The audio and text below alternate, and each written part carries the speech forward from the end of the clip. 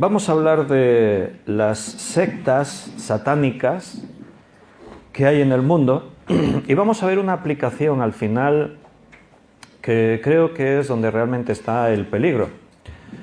Hablamos o se refieren a sectas satánicas cuando se habla de grupos que pueden ser grandes o pequeños y que se identifican directamente con el satanismo.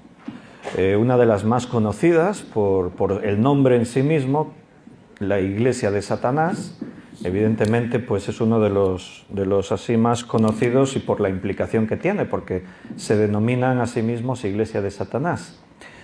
Pero hay otros grupos más pequeños o más grandes, organizados de diferentes formas. Yo en una ocasión, no hace mucho, leí una lista de grupos satánicos que operan en nuestro país y se contaban como entre 60 y 70.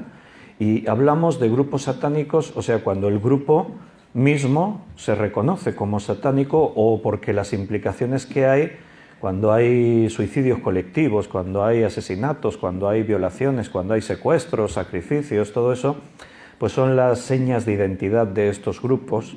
Aunque alguno no utilice el nombre satánico, Satanás o algo relacionado, pero sí que tienen un fondo en común. Entonces, es de definición confusa, por eso, porque son muchos grupos los que hay y no tienen un perfil en común. Así, por ejemplo, si hablamos de las iglesias evangélicas, hay muchas denominaciones, hay más de 24.000 denominaciones, pero tenemos una serie de tenemos un perfil en común. Cuando hablamos de iglesias evangélicas, siempre, evidentemente, hay unas que se llaman cristianas y no lo son. Hay iglesias, no todo lo que se llama iglesia es verdaderamente iglesia, sino que algunos pues viven una religión, como estamos estudiando también en algunas de las series. Hemos estado viendo en Apocalipsis, ese sentir de iglesia. Pero al final hay un perfil en común en todas las iglesias evangélicas, por eso se llaman evangélicas. Porque tenemos la Biblia, por ejemplo, como principal fuente de autoridad en nuestra vida. Creemos en Jesucristo, en su obra redentora, que nos salva a través de la confesión de nuestros pecados, etc. En cambio, en estas sectas satánicas, pues no hay un perfil en común. Entonces, son grupos que de pronto hay un líder que tiene la iniciativa de ponerlo en marcha y ahí surgen. Pero eso sí, muchos de ellos pues se denominan, la policía incluso tiene registros y los denominan incluso de esta manera, sectas satánicas. Una de las sectas satánicas que por su trascendencia en los medios se hizo muy conocida fue la que se denominó la familia Manson. ¿Os suena la familia Manson? No, Marilyn Manson no. También tendrá familia, el Manson pero no es, su nombre oficial no es Manson, el otro día lo mencionábamos. Sí, Marilyn Manson, el apellido, lo puso a raíz de lo que ocurrió en los Estados Unidos en la década de los 60 a los 70, era cuando estaba en auge el movimiento hippie y la familia Manson toma el nombre de su fundador, Carlos Manson, que, bueno, él se denomina a sí mismo el gurú del amor y comienza un movimiento así pues muy esotérico, con un fondo así muy de este ambiente de los hippies. Él de hecho era un delincuente común, el Charles Manson era un delincuente, Pero en esos días, pues muchos jóvenes con esa filosofía de las drogas, del amor libre, de todo esto, se le unen y entonces empieza su secta, que se le va a denominar posteriormente así, la familia Manson. Ellos terminan comprando un rancho en el desierto, se van a vivir al desierto, y allí van a esperar el apocalipsis. Ellos anuncian que el apocalipsis vendrá mientras ellos están viviendo y entonces pues se van allí a esperar el apocalipsis. Se hicieron muy conocidos por lo que sucedió. Charles Manson, de pronto se le ocurrió que quería grabar un disco. Él era músico aficionado y quería grabar un disco, y entonces contacta con un productor, Terry Melcher, y le dice que quiere grabar un disco. Este pues no se muestra muy favorable, pero le amenaza y tal, y al final pues accede a acudir a una cita para ver cómo van a hacer para grabar el disco. Pero el productor Terry Melcher no se presenta, le da plantón, simplemente pues no va, y Manson se queda esperando. Y esto pues lo enfurece muchísimo, así que manda a una serie de sus prosélitos a la casa de Terry y les ordena que maten a todo el que pillen dentro de la casa, así de claro. O sea, asesináis a todos los que veáis en la casa. El problema es que la dirección que él tiene de Terry Melcher ya no es la suya. Se cambió de domicilio. Y en la vivienda donde él cree que vive el productor, vive la familia de Roman Polanski, que fue un director muy conocido de cine.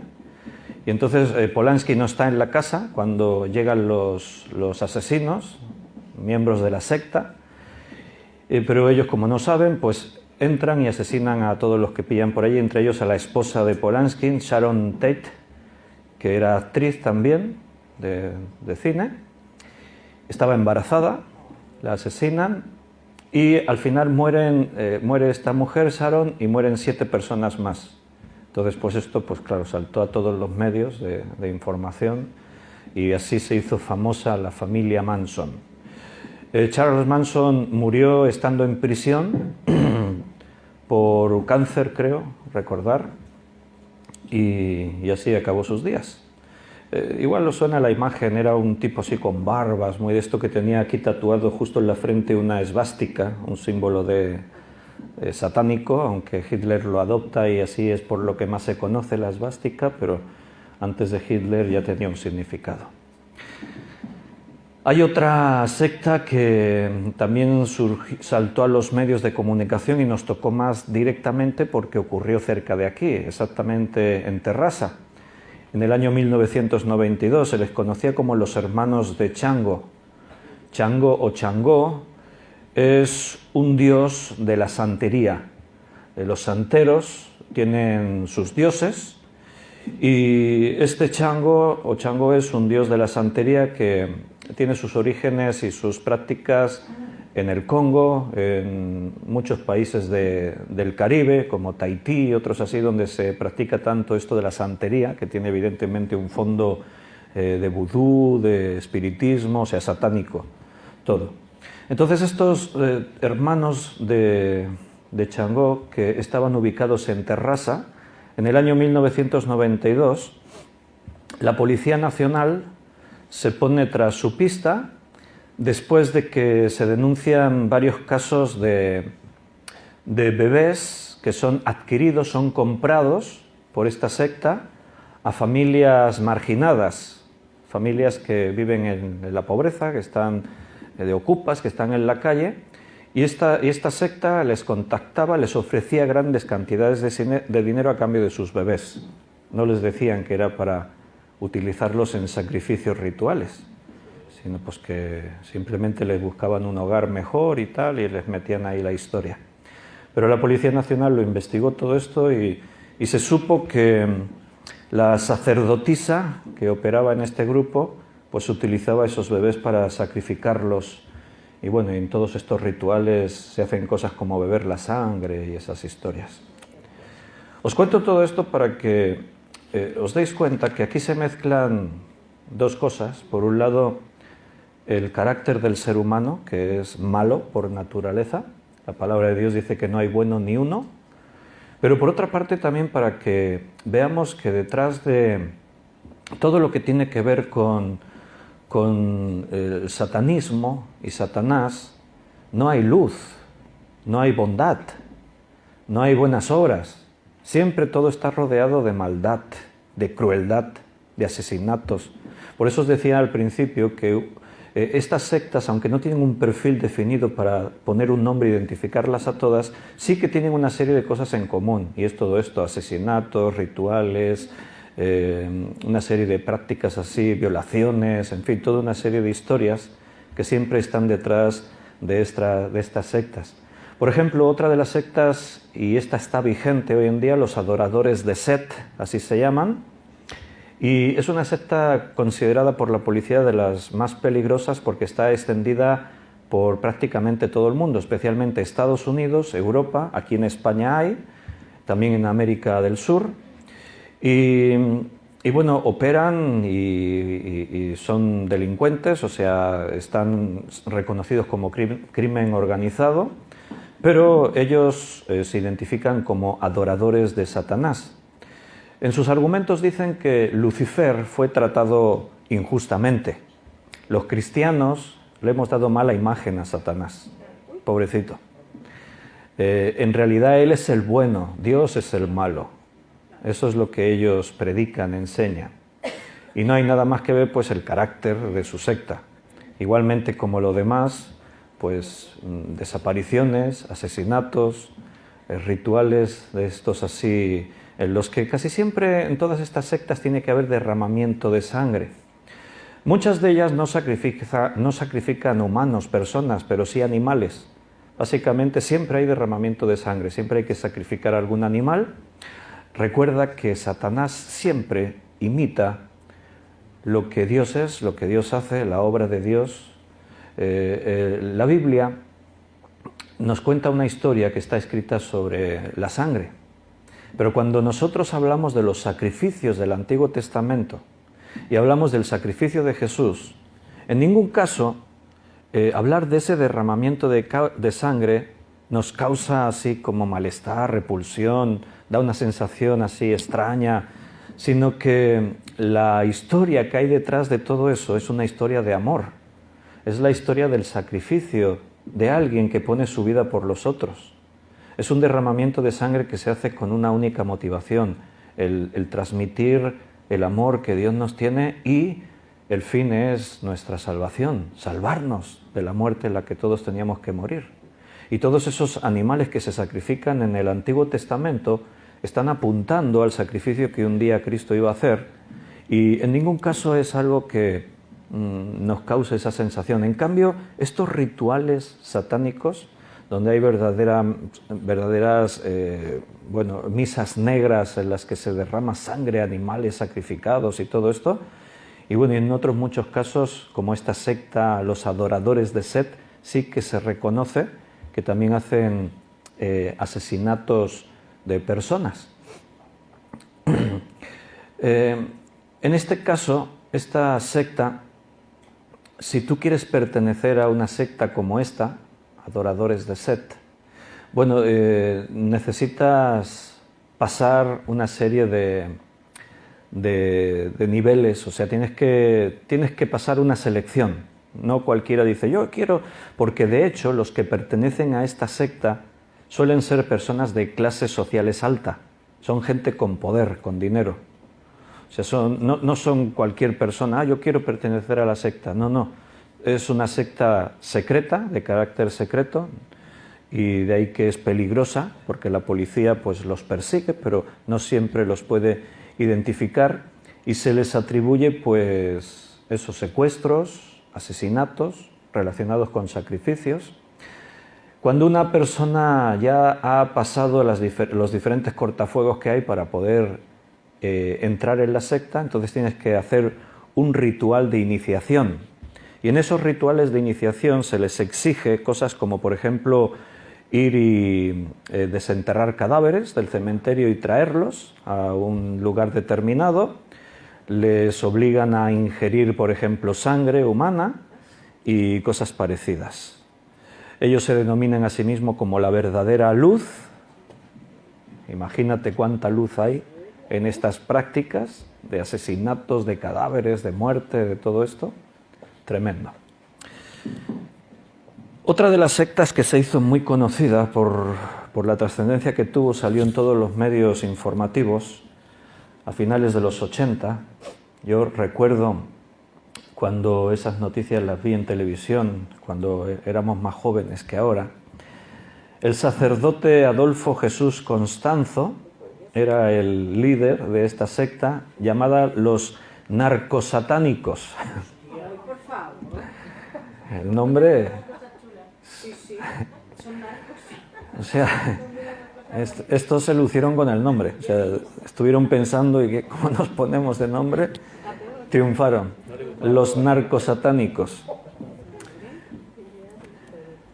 Bueno, este Adolfo Jesús se inicia en las misas negras en el año 1983.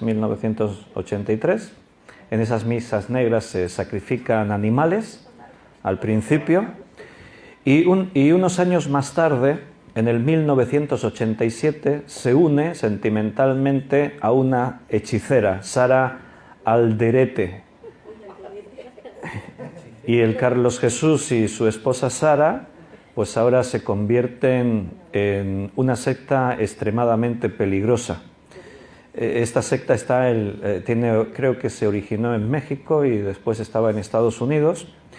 Y ellos tenían un rancho. El rancho estaba en Santa Elena.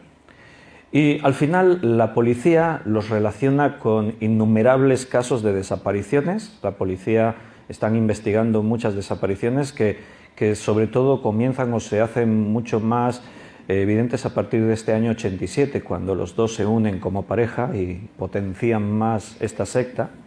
Finalmente la policía, con una orden judicial, entran en el rancho que ellos tienen en Santa Elena y descubren almacenados 17 cadáveres de personas en este rancho. Y cosas realmente tétricas, cosas que cuando esto salía en los medios de comunicación la gente pues wow, reaccionaban como diciendo ¿cómo puede ser?, ¿no? Por ejemplo, encontraban un caldero donde hacían una especie de pócima. En ese caldero había restos humanos, había sangre seca y ellos decían que esta era la poción de la inmortalidad. O sea, si tú te bebías esa poción, aparte que te podías morir de lo que pillases ahí, pero para ellos no, ellos decían que bebiendo esta pócima tú te convertías en un ser inmortal, no morirías. Y cosas muy macabras, como que de los huesos de la columna vertebral de las víctimas hacían collares que consideraban como amuletos que les ahuyentaban los espíritus malos y todo eso. Bueno, yo creo que los atraían más, ¿no? Pero no eran malos ellos. Sí. Bueno, los enemigos suyos son los malos. O sea, lo que nosotros consideramos espíritus malignos, para ellos son los buenos. O sea, ahuyentan la luz, aunque ellos se denominan que son la luz. Hubo también un movimiento, os pongo este de ejemplo para que no todos los que se identifican como estas sectas, no todos se identifican como satánicos o dicen adorar a Lucifer o al dios, como antes estábamos mencionando, a dioses de la santería o esto. Algunos simplemente utilizan la religión como un fondo, pero en realidad lo que hacen no tiene que ver con nada de lo que sea el cristianismo, las religiones o algo así. Como por ejemplo el movimiento para la restauración de los 10 mandamientos. Esta secta también se hizo muy conocida y salió en todos los noticieros a final del año 1999, al comenzar el 2000, porque ellos anunciaron que el 31 de diciembre de 1999 se terminaba el mundo. Entonces, bueno, esta secta tiene su origen en Uganda, en África, y los fundadores, una tal Credonia Muerinte y un tal Joseph Kingwetere. Igual no lo pronuncio muy bien, pero escrito se escribe así. Ellos dicen que se le apareció la Virgen, ellos vienen de un fondo católico, apostólico romano, ellos dicen que se le aparece la Virgen y que les anuncia que con la llegada del 2000 el mundo se termina, va a ser el fin del mundo, el 31 de diciembre de 1999. Y de pronto tienen 5.000 seguidores, o sea, se hacen muy populares. Es una secta numerosa, con 5.000 seguidores, que la mayor parte de ellos van a morir en lo que algunos creen que muchos fue un suicidio colectivo y otros afirman pues que fue simplemente un asesinato. ya que el lugar en el que ellos estaban en una nave, en una instalación, y en esta instalación, después de que entramos en el 2000 y el fin del mundo no vino, pues los fundadores deciden que todos tienen que morir, toman la decisión de que tenemos que morir porque así nos vamos con la Virgen y con Jesucristo y con no sé quién, y entonces provocan una explosión que genera un incendio. Muchos de ellos también la policía, los forenses detectaron veneno en los cuerpos, quizás fueron drogados o cuando se originó el incendio ya algunos, si no estaban muertos, estaban muriéndose. Y ese fue el fin del movimiento para la restauración de los 10 mandamientos. Yendo para Monral, sí. Hay allí como una especie de hay como un castillo ahí o una casa muy grande ahí de colorines. Sí. ¿Esto qué es? Es una secta, es la secta del arco iris. Subiendo hacia Monral, sí, al pasar al Cover, hay muchas sectas de este tipo. Esta secta se llama secta del arco iris, tiene un fondo en los niños de Dios, o también conocida la familia del amor, que básicamente lo que estos proclamaban era el amor libre, y en muchos casos también incluyendo a niños, por eso se les llamó los niños de Dios o la familia del amor. Se cambian ellos el nombre porque el primer nombre, Niños de Dios, tomó muy mala fama. Hace mucho tiempo que por aquí no he visto, yo me acuerdo que cuando era joven en la calle de la Cort me habían abordado con folletos los Niños de Dios o la familia del amor. Después fueron perseguidos legalmente y entonces cambiaron el nombre a la familia del amor y por aquí no los he vuelto a ver mucho más. Estos del arco iris que están ahí en Monral es una comuna que viven allí todos confinados, o sea, no hay mucha relación. Los habíamos visto alguna vez en el río, en el nido del águila, que subían a bañarse allí. Se bañan desnudos y viven allí todos juntos, amor libre. Bueno, es más una secta. La Tamara pregunta por los del Fonoll. Ese es un movimiento naturista, que quizás tiene rasgos de secta. Es un pueblo nudista que hay por aquí también cerca, el Fonoll se llama. Pero ese es un movimiento naturista, que es... Algunos de aquí lo saben, veo que saben. Que sí, pasemos y vimos el monumento que tienen. Ah, ¿pasasteis de excursión? No lo vimos. ¿Pasasteis a visitarlos? No. Ah, claro. Ahora con el frío el nudismo no se deja para el verano. Bueno, igual dentro de las casas con la calefacción sí, practican A nudismo. mí me ofrecían piso gratuito y todo, ¿eh? Me gustaban masajistas.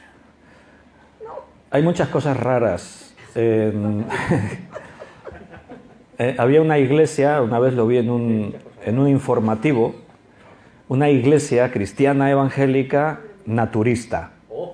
O sea, los cultos eran todos desnudos, en los cultos. Sí, sí, y se veían imágenes, lo hicieron en un documental y se veía el pastor, bien gordito el hombre, pastor bien gordito, y claro, los del documental pues ya lo hacían con discreción, ¿no? Enfocaban de espaldas y cosas así.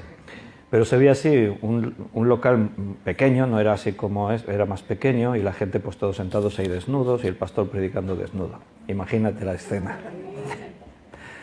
Cosas que dices, bueno, vale, en este mundo hay de todo. O sea, pero que se identifiquen como cristianos, evangélicos y tal.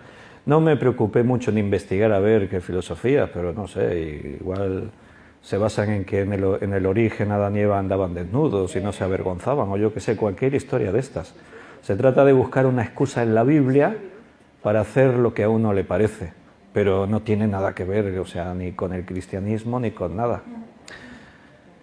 Sectas satánicas, peligrosas, pero ¿sabes realmente dónde está el peligro de estos movimientos, de estas sectas satánicas y todo esto?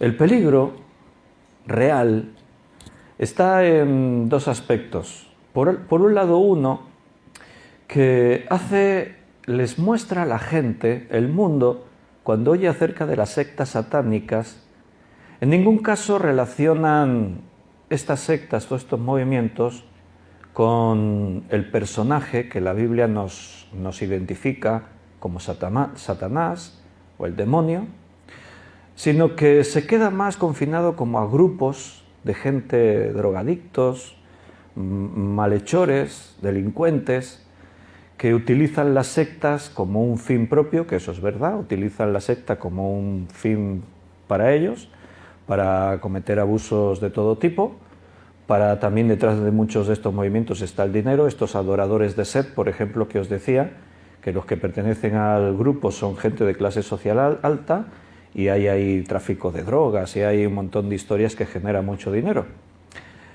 Pero la gente se queda con ese concepto. Al final, Satanás lo que quiere mostrar al mundo es que de alguna forma no le tengan muy en cuenta. O sea, no le reconozcamos la obra que el Satanás hace en el mundo. Pasar desapercibido. Porque así él manipula, hace lo que quiere, engaña. Recuerda que la Biblia identifica a Satanás como el padre de la mentira. Es padre de mentira.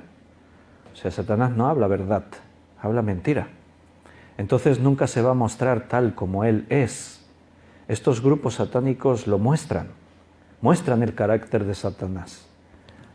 El carácter del diablo, tal como la Biblia habla de él, es homicida, atenta contra la vida, contra todos los valores, contra la familia, contra las personas, contra todo lo que es bueno. Y ese carácter se queda muy bien reflejado en estos movimientos sectarios. Pero la gente no lo relaciona, no piensa, esto es Satanás, el diablo, el ser que opera en el mundo, sino que queda la idea más reducida a una serie de grupos de gente que de alguna forma pues se les va la cabeza o están locos o no sé qué les pasa, que se dedican a estas cosas. Entonces eso es un efecto pues que nos lleva a la negación. No, Satanás no existe. Sectas satánicas son movimientos de personas que manifiestan su carácter malvado, de delincuentes, de asesinos, de drogadictos, son todos unos locos. Pero lo satánico existe, es real y está en el mundo. Satanás está en el mundo, actúa. Pero Satanás se disfraza. Vamos a leer algunos textos en la Biblia, que creo que conocemos, pero tenemos que recordar a veces lo que la palabra de Dios nos dice para que realmente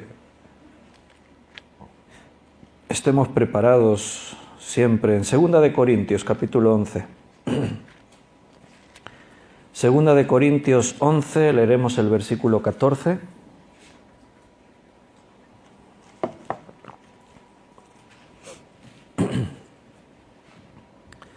Y no es maravilla, dice ahí el apóstol Pablo, porque el mismo Satanás se disfraza como ángel de luz. El versículo anterior, o los dos anteriores, vamos a leer desde el 12, dice, mas lo que hago lo haré aún para quitar la ocasión a aquellos que la desean, a fin de que en aquello en que se glorían sean hallados semejantes a nosotros, porque estos son falsos apóstoles, obreros fraudulentos, que se disfrazan como apóstoles de Cristo. Y no es maravilla, dice el apóstol Pablo, porque el mismo Satanás se disfraza como ángel de luz. Así que no es extraño si también sus ministros se disfrazan como ministros de justicia, cuyo fin será conforme a sus obras. Ahí no se está hablando de sectas satánicas, como te habrás dado cuenta. Ahí se está hablando de iglesias cristianas o judías, sinagogas judías, líderes religiosos, que se mezclaban entre los verdaderos creyentes, pero lo hacían de una forma, disfrazados. Y Pablo habla de estos, está hablando, el contexto habla de ellos, no habla de Satanás, el contexto está hablando de falsos apóstoles, obreros fraudulentos, que se disfrazan como apóstoles de Cristo. O sea, tenían el nombre de iglesia, así con muchas luces que se viera, somos una iglesia, somos la iglesia de Cristo. Y ahí estaban los apóstoles. Nosotros servimos a Cristo, Cristo estaba en sus bocas. Citaban la palabra de Dios, predicaban supuestamente la Biblia. Pero Pablo dice, no, pero no son verdaderos apóstoles de Cristo, están disfrazados. Dice, no es extraño, no os extrañe, porque el mismo Satanás se disfraza como ángel de luz. Entonces no es extraño si también sus ministros se disfrazan como ministros de justicia, cuyo fin será conforme a sus obras. Sus ministros. Pablo está diciendo, la palabra de Dios dice, que aquellos que predican un evangelio diferente, aquellos que tuercen las escrituras, son ministros, o sea, son servidores de Satanás. Pero no los verás haciendo sacrificios humanos, bebiendo sangre humana, montando orgías o haciendo otras cosas, por lo menos así a título de secta. No, los verás camuflados entre las otras iglesias, con lenguaje evangélico, pero eso sí, torciendo las escrituras, desviando de la verdad. Y casi siempre también un denominador en común, buscando el interés económico. Eso también suele ocurrir. A veces sí, hay otras cosas implicadas con escándalos sexuales y otra cosa, pero principalmente lo que prácticamente todos también tienen en su hacer es el tratar de sacar el dinero, todo el dinero que puedan a sus feligreses. Y aquí vemos esta enseñanza, y es lo más peligroso. Las sectas satánicas, por supuesto, son peligrosas. Son grupos criminales organizados y dicen adorar a Satanás y tienen sus principios y toda la simbología, como estábamos viendo el otro día. Ellos utilizan una serie de símbolos en común, tienen una serie de elementos que los identifican, pero el verdadero problema no es ese, porque al final ese problema afecta a unos pocos, aquellos a los que consiguen captar. El verdadero problema está alrededor nuestro en el mundo, donde Satanás opera, donde actúa, aún dentro de la religión, aún dentro de las propias iglesias cristianas. La palabra de Dios nos advierte muchas veces de que tengamos cuidado, sobre todo en los postreros tiempos. Hay un énfasis añadido porque siempre hubo falsos profetas, falsos maestros. En el antiguo Israel ya en Deuteronomio se avisaba para identificar a los falsos profetas, pero especialmente la palabra de Dios nos pone en alerta en los postreros tiempos. En los postreros tiempos vendrán, dice la Biblia, muchos.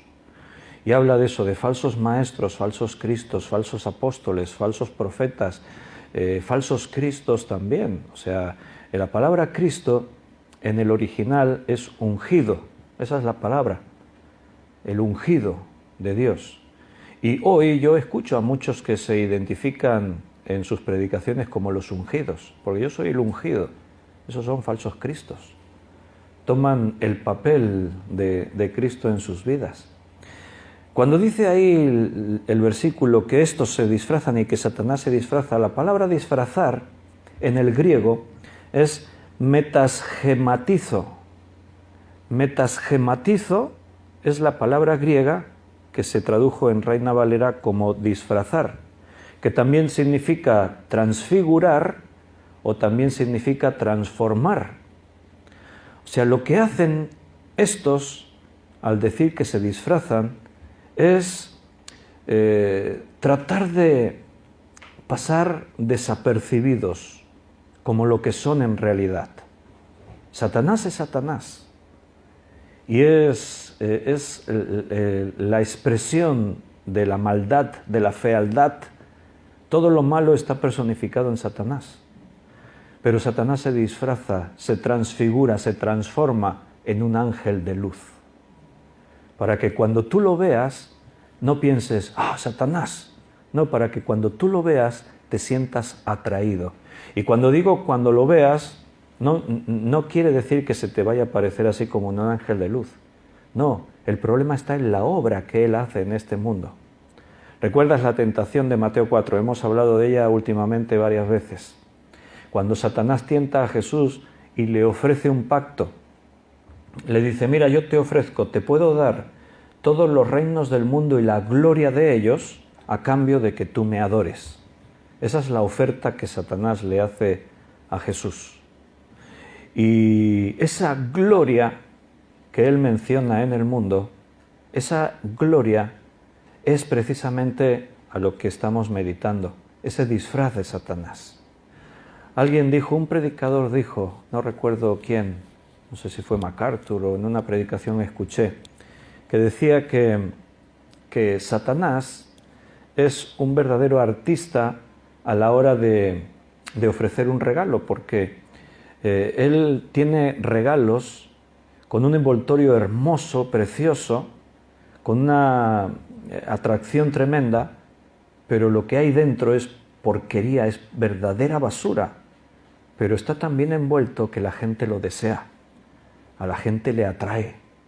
Queremos la gloria de este mundo, queremos los tesoros que este mundo nos ofrece, queremos aquello que nos rodea y que es verdaderamente corrupto, es porquería, es lo que viene, es la obra de Satanás, pero está tan bien presentado que la gente de pronto solo viven para alcanzar esas metas, esos sueños, desear cosas que el mundo nos ofrece. No todo lo que hay en el mundo es malo, no todo lo que hay a nuestro alrededor es malo, pero la Biblia habla en términos generales al advertirnos de que tengamos cuidado, porque quien controla este mundo no es Dios, es Satanás. Dios opera en la iglesia, no te olvides. Aunque Dios al final es quien tiene el control de los tiempos y sus propósitos se van cumpliendo, aún estamos en el momento en el que Él ha dado libertad al ser humano. El ser humano sigue siendo libre y Satanás sigue estando suelto, engañando a las naciones, engañando a los hombres, disfrazado como un ángel de luz, llevando a la gente a la esclavitud de lo que el mundo les ofrece. Y como aún estamos en ese tiempo, quien controla el mundo es Satanás. Dios controla su iglesia. Él opera en nosotros. Él trata con nosotros y aún lo hace con respeto, no nos obliga. Siempre nos espera como un padre que nos ama, tratando con nuestra vida, enseñándonos, esperando con paciencia, con tribulaciones. A veces recogemos lo que sembramos, pero aún en lo que nosotros mismos nos hemos buscado, aún Dios también opera y al final a los que aman a Dios todo les ayuda bien. Y Él sigue tratando en nuestras vidas para hacernos un poquito mejores cada día y librarnos de la esclavitud de este mundo que nos causa tanto dolor, tanto sufrimiento. Pero tenemos que ser sabios, porque esta batalla es por las almas. Los seres humanos no son conscientes que están perdidos, no se dan cuenta. La Biblia habla de que están ciegos y no pueden ver. Y si un ciego no ve, ¿cómo le haces entender que tiene ese problema, que está ciego, cuando él cree que sí que ve? ¿Cómo le dices a alguien que piensa que no tiene el problema, cómo le explicas que tiene un problema? No te quiere escuchar, él piensa, no, eso que tú me hablas no es mi problema, yo no tengo ese problema. El pecado suena muy mal en este tiempo, parece algo de siglos pasados. Cuando hablamos si tú le hablas a alguien así como yo estoy hablando ahora y dices que la influencia de Satanás está en el mundo y tal, te van a mirar así como, ¿de dónde se escapó este? Pero no es mi opinión, es lo que la Biblia dice. Dice en Efesios capítulo 2, vamos a recordarlo. Podemos leer el versículo del 1 al 3. Efesios 2, del 1 al 3.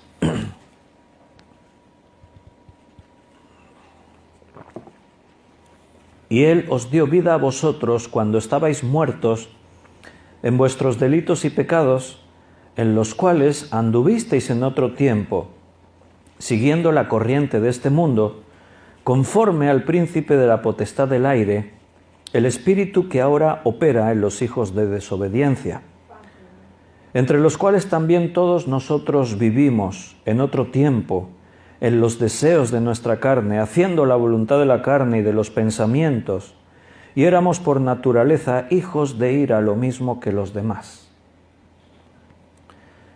Nosotros un día también estábamos siguiendo la corriente de este mundo. Dice que Él nos dio vida a nosotros. Cuando creímos en Jesucristo como Salvador personal, ocurrieron muchas cosas, cosas invisibles que de pronto uno no se está dando cuenta que están ocurriendo, pero ocurren. Ahora, después de tantos años, si miramos hacia atrás, si algunos os habéis convertido al Señor hace menos tiempo, quizás tenéis más vivo el recuerdo. Yo conocí al Señor con 15 años y han pasado muchos años desde eso, ya casi 40. Entonces, pues bueno, en mi juventud, sí, claro, como joven tú vives tu vida y no te interesan las cosas de Dios. Pero si tú recuerdas, antes de conocer a Dios, vivíamos en nuestros pecados, dice ahí, nuestros delitos y pecados, siguiendo la corriente de este mundo. O sea, no nos importaba si lo que hacíamos o no hacíamos, si era pecado o no era pecado, no teníamos el concepto pecado. En todo caso, tenías la preocupación de que si tus acciones eran malas, que no te sorprendiesen los demás, que no quedases expuesto a la ley, a la justicia, a las consecuencias con otros. Pero no éramos conscientes que seguíamos una corriente que controla el príncipe de la potestad del aire, dice el versículo 2. Siguiendo la corriente de este mundo, conforme al príncipe de la potestad del aire, el espíritu que ahora opera en los hijos de desobediencia. En otra versión, la traducción en lenguaje actual dice que domina a las personas que desobedecen a Dios. Aquellos que no están bajo la cobertura de Dios, Satanás les domina. Eso es lo que dice ese versículo. Y esto es real, esto es así. O sea, no es que alguien está bajo el poder de Satanás si pertenece a una secta satánica. Al final eso, yo creo que incluso Satanás lo usa como una burla, para que la gente, si oyen de satanismo, si oyen de Satanás y eso, piensen en esos movimientos, esos grupos. Y de esa forma él sigue dominando el mundo, controlando a las masas, a las naciones, a toda la gente, pero nadie sabe que eso ocurre, nadie es consciente. ¿Por qué? Porque están ciegos y no ven. Si tú le dices a una persona que está siendo controlada por Satanás, a lo mejor hasta te insulta y se enfada contigo. Si le dices alguna vez algo así, no se lo digas tú, dile, mira lo que dice la Biblia y se lo muestras, que lo lea él. Porque en realidad no es mi opinión. La Biblia dice que nosotros, un día, antes de que el Señor nos salvara, también estuvimos bajo la influencia de Satanás. También seguíamos la corriente de este mundo que está controlada por Satanás. Ese es el verdadero problema del satanismo. Que el mundo está lleno de tinieblas, de oscuridad, de maldad. Y eso es evidente, está a la luz de todos. Si escuchamos que en una secta satánica hacen prácticas, como antes decíamos, de orgías sexuales y cosas así, nadie se extraña. Pero si trascienden las noticias y trascendió por causa del confinamiento, hace pocas semanas, ¿lo oísteis en las noticias? Que una fiesta de altos cargos políticos, no sé dónde fue, ¿en Francia? O eran gente aquí de la Unión Europea y eso, creo recordar, que saltó a la prensa porque se filtraron algunas imágenes de una orgía con 100 o 200 personas, en Bruselas era, ¿no?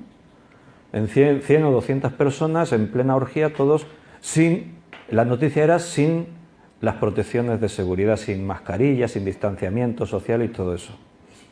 A nadie le extraña o se escandalizan de que los que gobiernan los países de Europa se reúnan para practicar todos juntos sexo allí, cosas así. No, eso es normal, no pasa nada.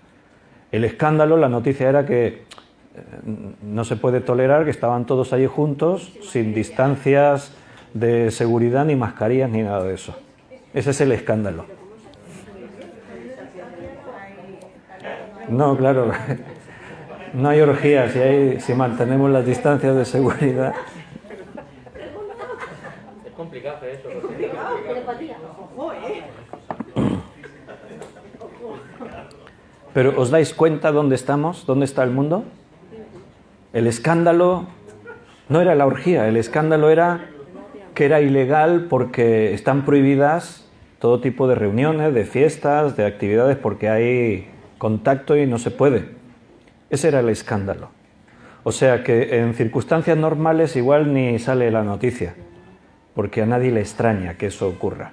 Son cosas que se justifican bajo el principio de que somos libres y si todos los que están ahí están por voluntad propia y quieren hacerlo, ningún problema. No pasa nada. Se puede hacer. Y la familia pues sigue desintegrándose. Si nosotros hablamos en términos de defender la familia, un hombre, una mujer con hijos, pues estamos mal vistos, nos miran mal. Parece que hablar así va contra las libertades de los movimientos que hay actualmente, LGTBI y todos estos movimientos. Pero no estás hablando contra el movimiento, estás defendiendo un derecho que también tenemos, que es la familia, la heterosexualidad. Pero ese es el mundo en el que estamos. ¿Quién está detrás de todo eso? Según la Biblia, Satanás, el diablo. Según la palabra de Dios, la codicia en el mundo, la caída de todos estos valores, todo lo que al final hizo que el mundo tuviese esperanza y hubiese esos principios de luz en la sociedad, todo eso ha ido desapareciendo en estas últimas décadas poco a poco, o no poco a poco, a pasos agigantados en estos últimos años. Todo está en declive, todo está desmoronándose y se buscan soluciones a problemas puntuales, pero es todo como dar palos de ciego, porque es tratar de atajar los efectos, pero no se va a donde está la causa.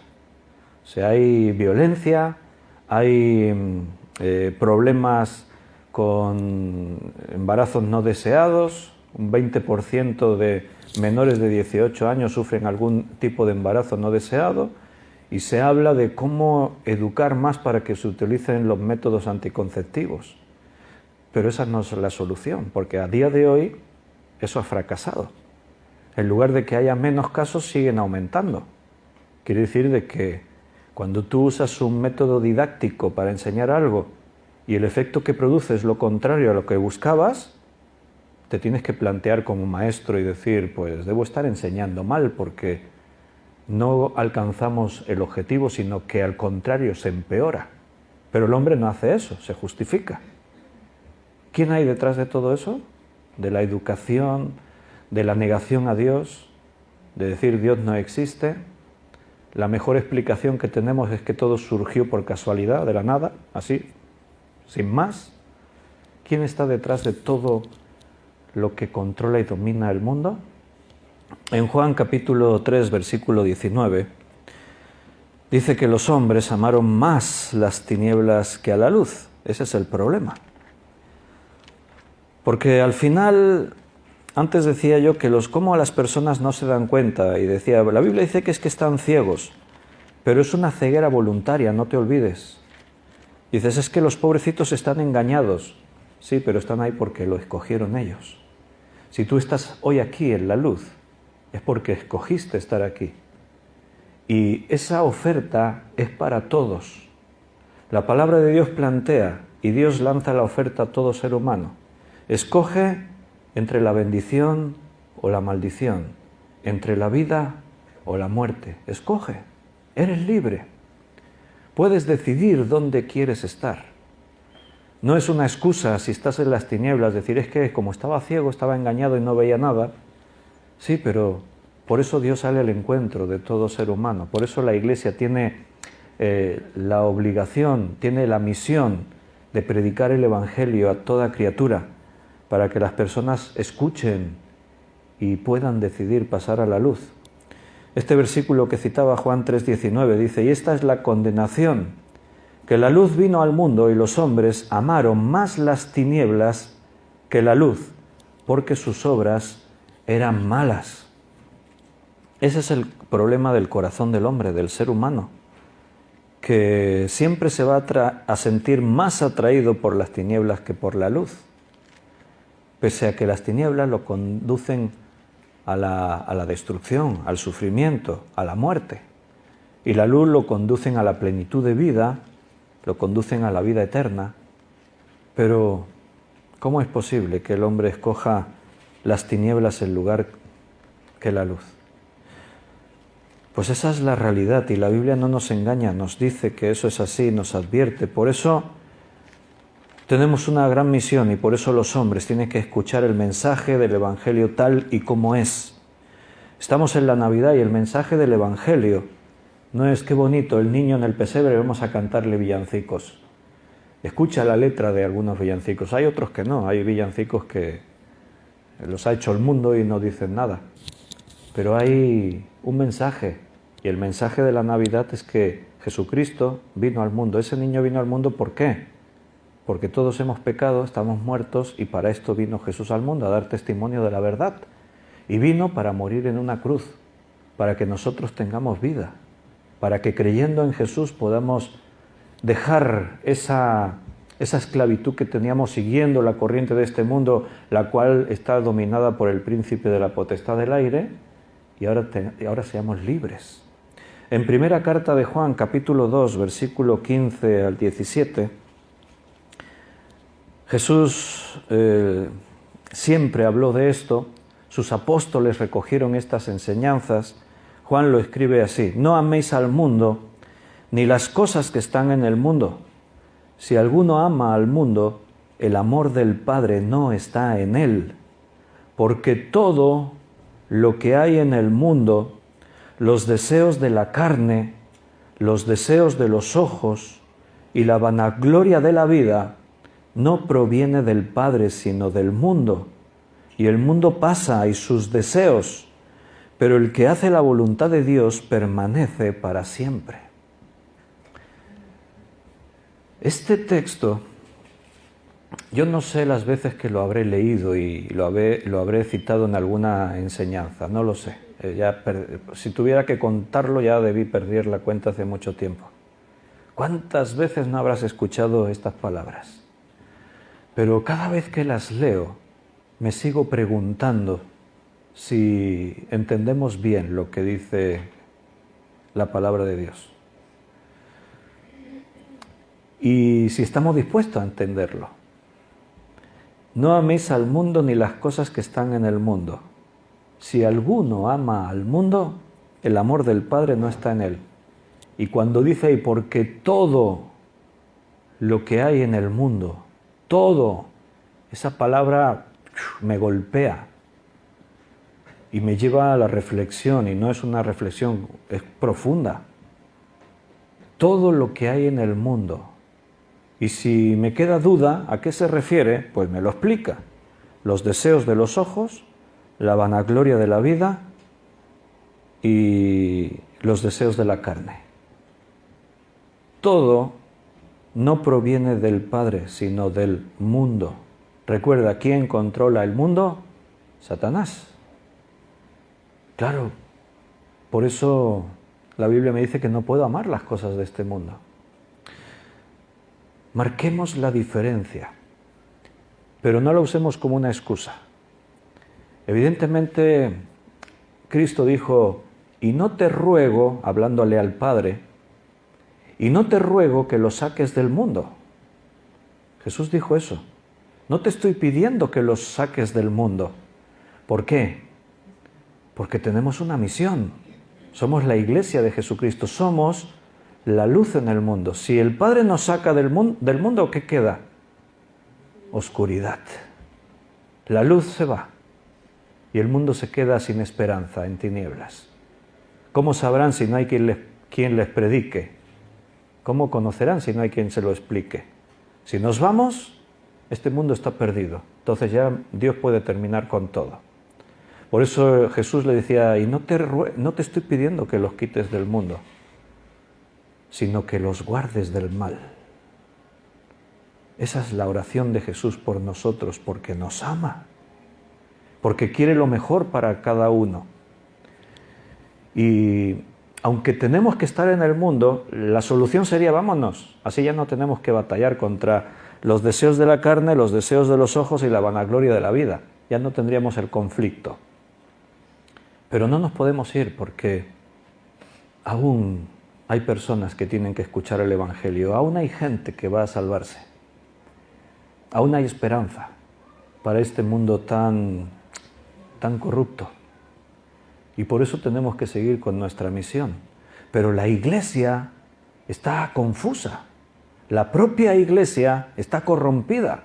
No te olvides que lo que antes decíamos, la advertencia en los postreros tiempos, Satanás está empleando a fondo, sabe que le queda poco tiempo. Y se está empleando a fondo en atacar realmente donde él tiene el problema, que somos nosotros, la Iglesia. Y lo hace desde dentro. Los ataques externos contra la Iglesia siempre la fortalecieron más. Cuando la Iglesia era perseguida, la Iglesia aún crecía con más fuerza y la fe se vivía más intensamente. Entonces Satanás no es tonto, es muy inteligente, es muy sutil. Maldad e inteligencia no son incompatibles, no, es realmente muy astuto y sabe dónde tiene que hacer daño. Y ahí se mete dentro de la Iglesia. ¿Para qué? Para que estemos distraídos, ocupándonos en las cosas de este mundo, cuando la Biblia dice que el mundo pasa y sus deseos, pero el que hace la voluntad de Dios permanece para siempre. La palabra de Dios trata de hacernos asimilar el concepto, la idea de que no nos afanemos por las cosas de este mundo, porque todo esto es temporal, es pasajero. Tenemos una misión y por eso estamos aquí. Tenemos que aclarar nuestra forma de pensar. Tenemos que desligarnos de lo que nos ha atado a este mundo, de las pasiones de nuestra carne, de nuestros ojos, de las cosas vanas que la vida nos ofrece. Nos tenemos que liberar de todo eso y empezar a pensar como lo que somos. Somos hijos de Dios, extranjeros en medio de un mundo confuso, un mundo dominado por el mal. Peregrinos y extranjeros en esta tierra, estamos aquí únicamente con una misión. Nuestra ciudadanía está en los cielos, a donde pertenecemos y a donde iremos. Y todo lo que hacemos aquí tiene que ser así, relacionado con nuestras necesidades. Tenemos que trabajar, claro. Tenemos que ganar dinero, por supuesto. Pero no vivas solo para eso. Si tu vida se basa en trabajar para comprar, para poseer, para seguir ampliando mi estatus de bienestar, aún quiero comprar más, aún quiero tener más, y tu vida se basa en eso, en ningún sitio de la Biblia dice que no tengas que trabajar y no tengas que vivir cómodamente o algo parecido. No dice eso. Dice que esa no puede ser tu vida, tu motivación principal. Dicho de otra forma, si dejas la causa para hacer esto, estás equivocándote. Si abandonas aquello a lo que Dios te llamó, que es a dar testimonio a toda criatura, empezando por los de tu propia casa, son tu esposo, tu esposa, tus hijos, los que están en tu propia casa, los que les tienes que dar principalmente el testimonio de que entiendan realmente lo que Dios espera de nosotros. Y después por extensión a todo el mundo, allí donde Dios te lleve, entonces estaremos venciendo, estaremos ocupándonos en lo que nos tenemos que ocupar. Nunca antes los cristianos, en todas las épocas, durante cientos o miles de años, nunca antes lo tuvieron tan difícil como lo tenemos nosotros. Porque ahora el mundo lo tenemos dentro de nuestras casas y dentro de la Iglesia. El mundo entró a través de las ventanas, que son la televisión primero, Internet, los teléfonos. El mundo se nos mete por todas partes. ¿Os acordáis cómo era el mundo antes de que tuviésemos todas estas tecnologías? Y si no sois tan mayores, pues trata de imaginarlo. ¿Cómo era la vida para alguien que no tenía ni televisión, ni internet, ni teléfonos inteligentes. ¿Cómo era la vida de esas personas? Pues tenían mucho más tiempo para estar a solas consigo mismas y poder reflexionar. Y no tenían tantos afanes como hoy tenemos, tantas preocupaciones de adquirir, de poseer, de tener y disfrutar como ahora tenemos. Tenían más tiempo para dedicarse a la familia, tenían más tiempo para poder ocuparse en otras cosas que hoy hemos perdido por completo. No tenían por qué estar perdiendo sus vidas por intentar disfrutar tanta oferta que ahora tenemos de entretenimiento. Pero este mundo está realmente está todo muy complicado, no sé qué palabra usar. Estamos en un momento histórico único y nunca antes los cristianos lo habían tenido más difícil. Por eso, como nunca antes, hoy nos tenemos que esforzar en buscar a Dios, en depender de Dios, en dejar que Dios esté tratando en nuestra vida. Jesús dijo, no os hagáis tesoros en la tierra donde la polilla y el orín corrompen y donde ladrones minan y hurtan. El concepto tesoros, hacer tesoros, es acaparar, poseer, tener, guardar. Un poco más adelante en el versículo 24 dice, ninguno puede servir a dos... Bueno, vamos a leer todo el pasaje desde el 19. No os hagáis tesoros en la tierra, donde la polilla y el orín corrompen y donde ladrones minan y hurtan, sino haceos tesoros en el cielo, donde ni la polilla ni el orín corrompen y donde ladrones no minan ni hurtan, porque donde esté vuestro tesoro, allí estará también vuestro corazón. La lámpara del cuerpo es el ojo, así que si tu ojo es bueno, todo tu cuerpo estará lleno de luz. Pero si tu ojo es maligno, todo tu cuerpo estará en tinieblas. Así que si la luz que en ti hay es tinieblas, ¿cuántas no serán las mismas tinieblas? Ninguno puede servir a dos señores, porque o aborrecerá al uno y amará al otro, o estimará al uno y menospreciará al otro. No podéis servir a Dios y a las riquezas. Y este mundo nos ofrece tantas cosas. Es tan complicado ser cristiano. Estar centrándonos, ocupando nuestro tiempo en lo que el Señor espera que hagamos. Tenemos tantas cosas en las que ocuparnos. Y hay una batalla tremenda dentro de nuestro interior que nos hace sentir a veces mal y tratamos de no hacer mucho caso porque esto nos quita la tranquilidad y al final lo que queremos todos es estar bien y es complicado. Pero por eso el Señor está ahí y es mi confianza. Yo no confío en mí, no confío en nosotros, no confío en que tengamos la capacidad para... Confío en que Dios no nos va a abandonar, no se va a rendir, sigue tratando con nosotros y nos usa. Dios está usando a su iglesia. Él te está usando a ti para que seas la luz en el mundo, para que en medio de tanta confusión y tanto brillo de la gloria de este mundo, la luz verdadera alumbre en tu vida, en tu casa, en lo que tú eres. A los jóvenes, a nuestros jóvenes, los van a mirar mal, los van a menospreciar si intentan ser íntegros en un mundo donde la integridad está mal vista. Si intentan ser realmente personas, me salen las palabras espirituales, santas, pero en el mundo cuando se habla de integridad, de valores que hasta ahora eran válidos, hoy en día están mal vistos, te miran mal. Nuestros jóvenes lo van a tener difícil para ser cristianos auténticos. Nosotros lo vamos a tener difícil a donde quiera que nos movamos, porque cada vez el mundo oprime más la libertad en Cristo, la luz. En Romanos 12, 1 y 2, así que hermanos, os ruego por las misericordias de Dios que presentéis vuestros cuerpos en sacrificio vivo, santo, agradable a Dios, que es vuestro culto racional. No os amoldéis a este mundo, sino transformaos por medio de la renovación de vuestro entendimiento para que comprobéis cuál sea la buena voluntad de Dios, agradable y perfecta. Yo no tengo las directrices para poderos decir, mira, haz esto, esto, esto y esto. No, yo te digo cómo tenemos que hacerlo. Y es llenándonos de la palabra de Dios. No os amoldéis a este mundo, sino transformaos por medio de la renovación de vuestra mente.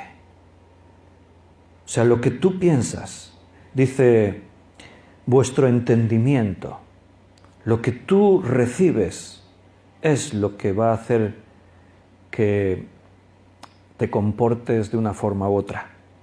Lo que tú tienes en tu interior es lo que va a marcar tu forma de vida. Y solamente la palabra de Dios tiene el poder para transformarnos de esa manera. Jesús le dijo a los líderes religiosos de aquel tiempo que eran hijos de su padre Satanás. ¿Recuerdas ese pasaje? Te doy la cita. Juan 8, 39 al 47, y terminamos con esto. Juan 8, 39 al 47. Respondieron y le dijeron, nuestro padre es Abraham. Jesús les dijo, si fueseis hijos de Abraham, las obras de Abraham haríais. Pero ahora procuráis matarme a mí, hombre que os he hablado la verdad, la cual he oído de Dios. No hizo esto Abraham. Vosotros hacéis las obras de vuestro padre. Entonces le dijeron, nosotros no somos nacidos de fornicación, un padre tenemos que es Dios. Jesús entonces les dijo, si vuestro padre fuese Dios, ciertamente me amaríais, porque yo de Dios he salido y he venido, pues no he venido de mí mismo, sino del que me envió. ¿Por qué no entendéis mi lenguaje? Porque no podéis escuchar mi palabra. Vosotros sois de vuestro padre el diablo, y los deseos de vuestro padre queréis hacer. Él ha sido homicida desde el principio y no ha permanecido en la verdad, porque no hay verdad en él. Cuando habla mentira, de lo suyo habla, porque es mentiroso y padre de mentira. Y a mí, porque digo la verdad, no me creéis. ¿Quién de vosotros me redarguye de pecado? Pues si digo la verdad, ¿por qué vosotros no me creéis? El que es de Dios, las palabras de Dios oye. Por esto no las oís vosotros, porque no sois de Dios. El argumento de Jesús aquí es impresionante, aplastante. ¿Quién le puede contradecir lo que acaba de decir aquí? Ellos decían, nosotros somos de nuestro Padre, es Dios, Dios es nuestro Padre. Y Jesús les da un argumento irrefutable. Si fueseis hijos de Dios, haríais las obras de Dios. Pero si estás haciendo las obras del mundo, y recuerda que el mundo está controlado por Satanás, Jesús les dice, vosotros sois de vuestro padre el diablo. Y a mí me sorprende la dureza con la que Jesús habla. Al estar hablando tú con alguien y decirle, tú eres hijo de Satanás, es muy fuerte. Pero es que, ¿qué hace Jesús? ¿Les engaña? Les dice, bueno, haced lo que podáis, no sé, intentadlo, no entrar en la polémica. Si fueseis hijos de Dios, me escucharíais, oiríais la voz de Dios. Cuando se predica la Biblia, las personas tienen la opción de escucharla o de rechazarla.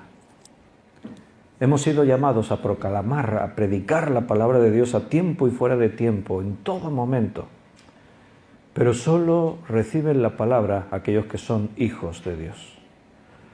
Los que viven con el afán del mundo y haciendo tesoros en el mundo y, bueno, pues no sé, ¿dónde se encontrarán? Es algo que solo Dios sabe. Él puede juzgar los corazones.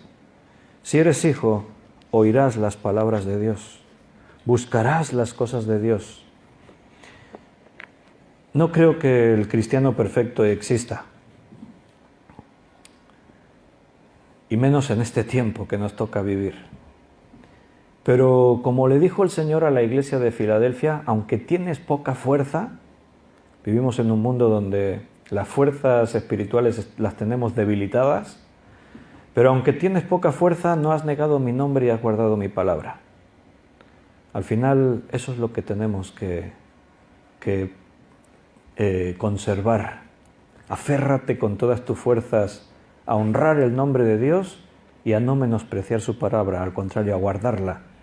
Dios seguirá haciendo la obra en nuestra vida. No es fácil, no bajes tu guardia, el león está ahí alrededor nuestro mirando a quién devorar, que es Satanás, y no va a tener compasión de nosotros, pero somos más que vencedores, no te olvides de eso. El domingo lo estábamos predicando. No te olvides que la victoria es nuestra, pero tampoco pierdas de vista que esto es una batalla, estamos en la guerra y las guerras no son agradables. No te distraigas, no dejes que el diablo te arrastre en la confusión, que te adormezca tu entendimiento. Estate velando, siendo sobrio, porque los tiempos son malos. Como iglesia nos necesitamos estar unidos. Por eso Jesús insistía tanto, que sean uno. Necesitamos apoyarnos unos en otros en oración, con la palabra, con la comunión, porque el mundo no es nuestro hogar. En el mundo tenemos aflicción, pero Cristo venció a este mundo. Hermanos, lo vamos a dejar aquí. Hoy hemos recibido un poquito más de la palabra de Dios y esa es nuestra esperanza, que Dios está con nosotros y Dios nos va a llevar a ese día en el que estemos con Él, triunfando sobre el mundo y sobre todo. Así que nos vamos a despedir de los hermanos que están siguiendo el estudio en directo por Facebook y los que estamos aquí nos vamos a tomar un tiempo para orar y después ya nos vamos a ir. Esta semana recordad que el 31, el 1, vuelve a haber actividades de Navidades en Casa con Jesús. Yo recomendaría todo, os lo recomiendo todo, pero especialmente no os perdáis la conferencia de Juan Antonio Monroy, que va a dar el día 31, con una reflexión yo creo que muy importante, muy buena. Y bueno, ayer me decía Feli, uno de los responsables de las Iglesias de Cristo, me enviaba un WhatsApp, así todo contento, me decía, ya son más de 400 visualizaciones del vídeo del concierto de Celobert. Me decía, yo digo, dice, estáis triunfando, me decía Dios. Sí, bueno, para la gloria de Dios, ¿no? Creo que se dio un buen testimonio y a seguir luchando, a seguir trabajando. Tenemos un largo camino por delante. Que Dios os bendiga, hermanos de Facebook y los demás. Nos organizamos y estamos unos minutitos orando. Hacemos un poco.